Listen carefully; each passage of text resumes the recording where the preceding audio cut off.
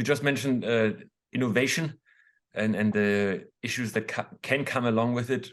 So two things that are now coming into the market is like shingle modules. So you don't have the normal solar ribbon from cell to cell, but you put those cells on top of each other, just on the edge.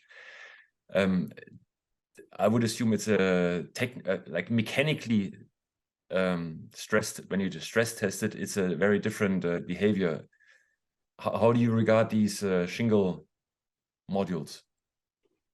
What do you think? So with any technology advance, the advice we can give is first to have reliability testing extended. And this is testing. And then, of course, also on the inspection part, we tend to propose higher inspection rates here in newer technologies.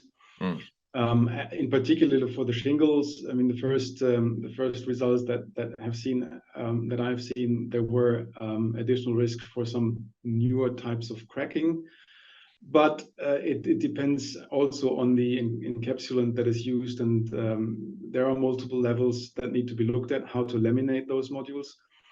It's not something where I would today say it's a technology not mature. It's definitely coming. But it's advisable to have a closer look than something that has been around for a long time.